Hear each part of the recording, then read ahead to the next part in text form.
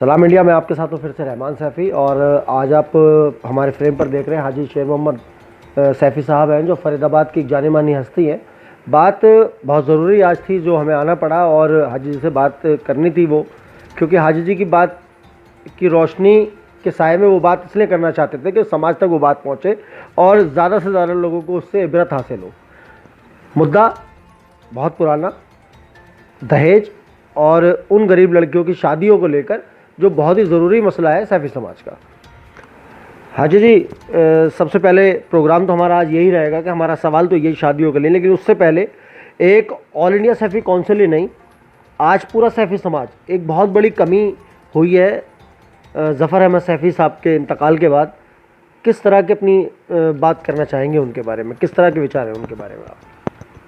रहमान साहब, अस्सलाम वालेकुम।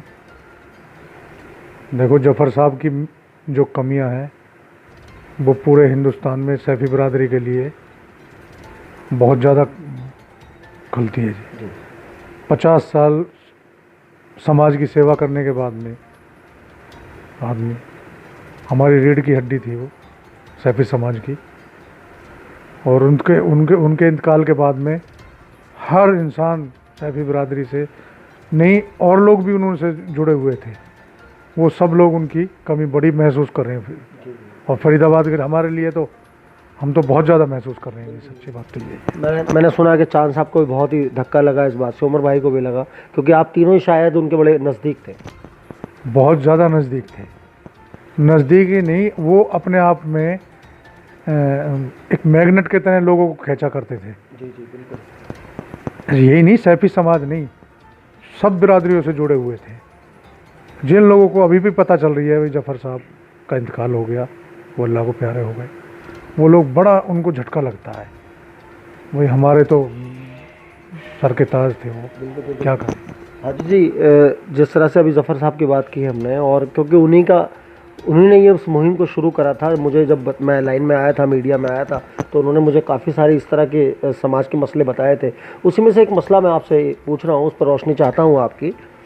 जिस तरह से शादी सैफ़ी समाज की जो लड़कियां हैं, जो परिवार हैं, जो मध्यम वर्गीय परिवार है, जो शादी नहीं कर पाते अपने बच्चियों की, या दिक्कतें आती हैं। अभी हमने सुना कि रिसेंटली आपने कुछ लड़कियों की शादी करवाई है, क्या बताएंगे उसके बारे में? रहमान साहब, ये मुहिम हमने चला रखी है और इंशाल्लाह ये कामयाब भी हुई है और अल्लाह हमारा साथ भी दे रहा है। लॉकडाउन में इतनी बच्चियों की शादी अल्लाह पाक ने कराई है, और मैं ये संदेश भी देना चाहता हूँ अपने पूरे हिंदुस्तान में, जिन बच्चियों की शादियाँ हुई हैं लॉकडाउन के अंदर निकाह हुए हैं, और उसमें कुछ बिगाड़ खाते भी अभी मेरे को सुनने में आया है, बिगाड़ खाते उनमें चले हैं दहेज के मामले में। तो सब्र करके,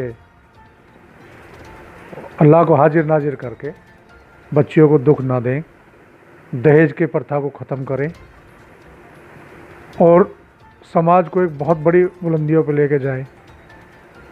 मेरा यही कहना है। हाजी जी, मेरा इसी से जुड़ा एक छोटा सा सवाल और है। जिस तरह से देखा जाता था हमेशा, सैफ़ी समाज के जितने भी हमने देखे रहनुमा, हमने आपको भी बोलते हुए सुना है उसके बारे में कि बिना दहेज की शादी होनी चाहिए। और आज देश में कोरोना काल के अंदर लॉकडाउन हुआ, लॉकडाउन में इसी तरह की शादियां हुई। क्या वो आज लॉकडाउन के ख़त्म होने के बाद, जब आगे चल के भी कुछ दिन बाद कोरोना बिल्कुल ख़त्म हो जाएगा पूरी तरह, उसके बाद ये सिलसिला चलेगा, या वैसे ही पुराना वाला शुरू हो जाएगा कि हज़ारों लाखों करोड़ों रुपए का दहेज, इस तरह की शादियाँ शुरू हो जाएंगी दोबारा? हमारी मुहिम यही है, सारी बिरादरियों में चले।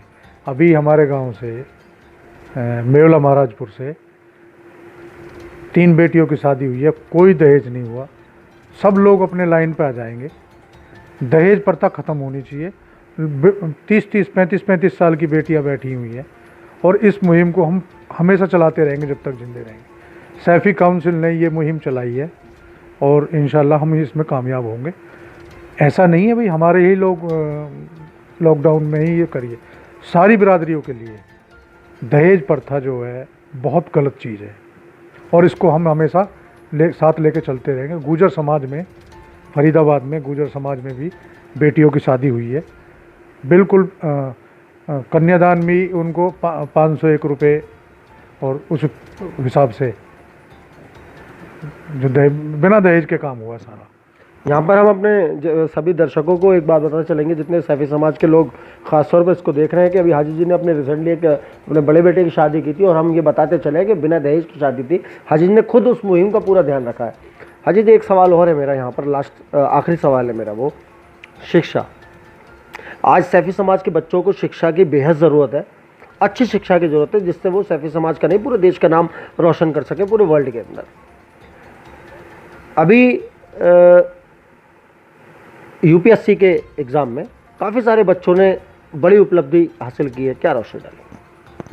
रहमान साहब, हमारा बहुत बड़ा सपना था भाई हम अपने बच्चों को पढ़ाएं, और हमारे देश की तरक्की ही जब होगी जब हम अपने बच्चों को शिक्षित करेंगे। अभी आपको पता चली होगी, जूनियर इंजीनियरिंग जो अपने यहाँ एग्ज़ाम आए थे, अभी 27 बच्चे लगे हैं मेवात से, मुस्लिम बच्चे जूनियर इंजीनियर। और यूपीएससी के जो अभी एग्ज़ाम लेटेस्ट आए हैं अभी, उसमें हमारे बच्चों ने अच्छी बाजी मारी है, और हरियाणा का नाम तो इतना रोशन हुआ है।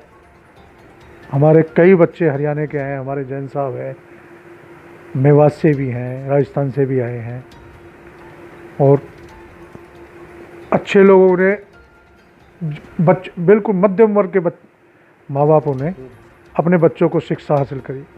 उन्होंने ये दिखाया है, ऐसा नहीं है भाई, पढ़ाई बहुत मस्त है। 44 बच्चों ने यूपीएससी का क्लियर कराया जी, मुस्लिम बच्चों ने।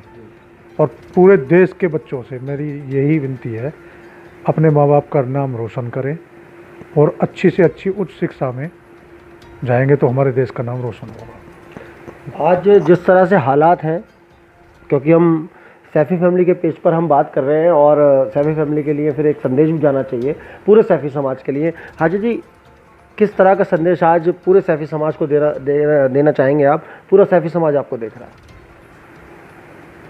रहमान साहब, सैफी समाज तो देख ही रहा है। मेरी एक विनती और भी आपसे, मेव कम्युनिटी में बच्चों को पढ़ा रहे हैं, और हमारी सैफी समाज में मैं और लोगों से भी कहना चाहता हूँ, विनती है मेरी पूरे देश में, अपने बच्चों को पढ़ाएं।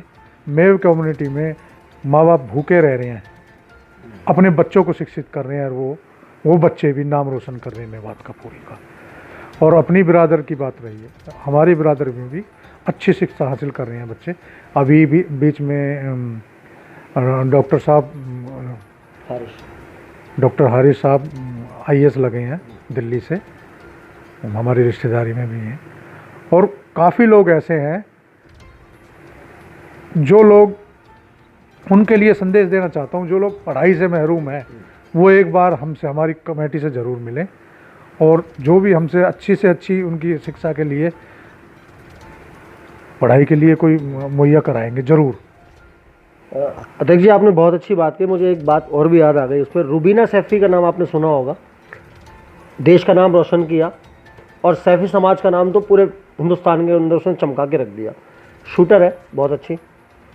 अभी तक उसको एक हथियार मुहैया नहीं करवा पाया ये सैफ़ी समाज, क्या बताएंगे? रहमान साहब, मैं फिर कहना चाहता हूँ, हमारी जो सैफी काउंसिल कमेटी है, एक बार हमारे सदर साहब से ज़रूर संपर्क करें।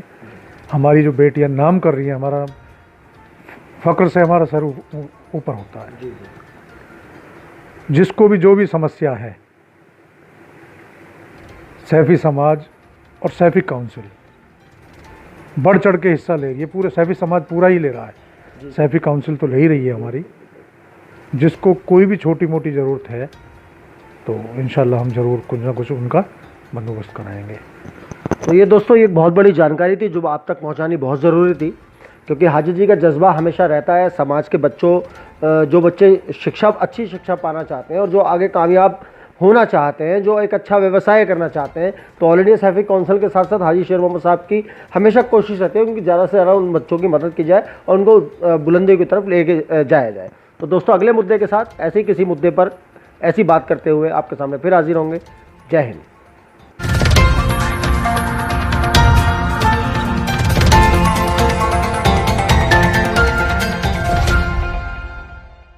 Jungle.